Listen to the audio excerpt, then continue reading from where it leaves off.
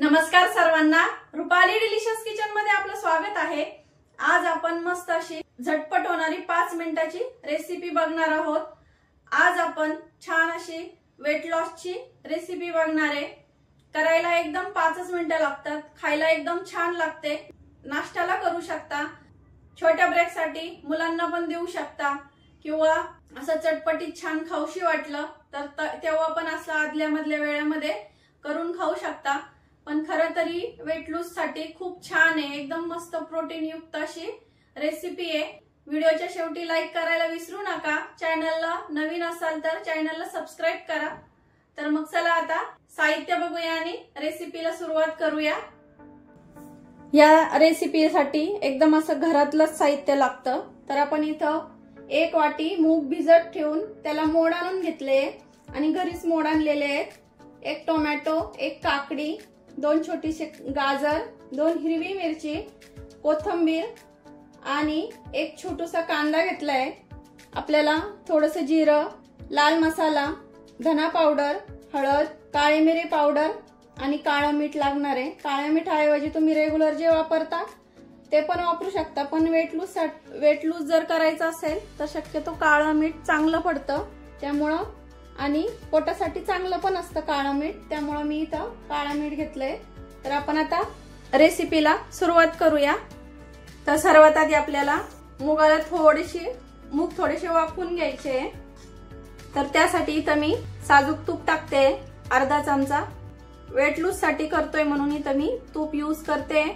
तुम्हाला जर नॉर्मल तेलामध्ये करायचे असले तरी तुम्ही इथं करू शकता। तूप हलकसं गरम होऊ द्यायचंय आपल्याला।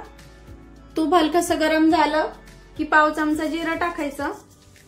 जिरं छान फुललं की हिरवी मिरचीचे तुकडे टाकायचे, थोडंसं तिखटपणा येण्यासाठी। जर तुम्हाला नुसतंच मिठाची करायची असेल तर तसं पण तुम्ही करू शकता।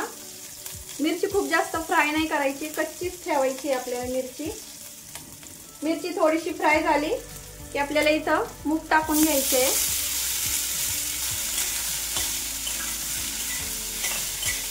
मूग थोडेसे तुपावरती फुल गॅसवरती फ्राय करून घ्यायचे।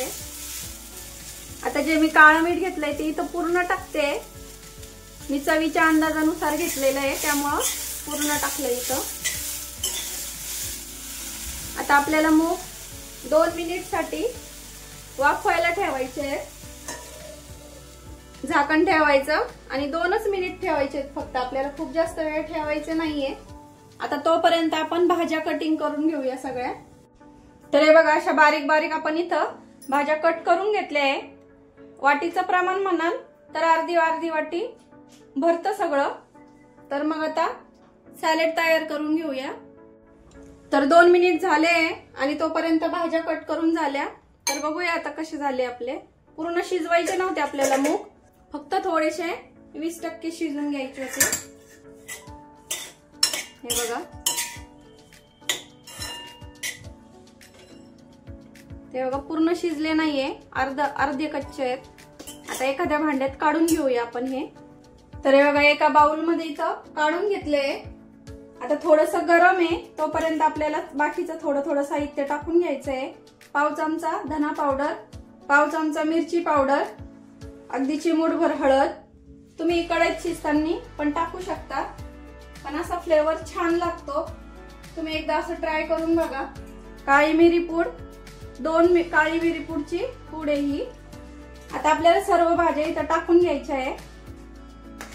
सर्व भाज्या अशा बारीक कट करायच्या, म्हणजे खाताना पटकन खाता येतात, इरिटेट नाही होत। गाजर, काकडी, टोमॅटो, कांदा आणि कोथिंबीर। आता आपल्याला हे छान असं मिक्स करायचंय।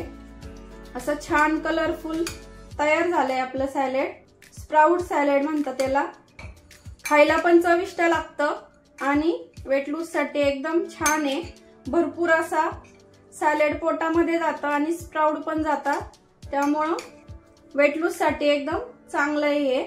एकदम सोप्या पद्धतीमध्ये सांगितलंय। तुम्ही यामध्ये अजून बीट खिसून पण ऍड करू शकता तुम्हाला जर आवडत असेल तर।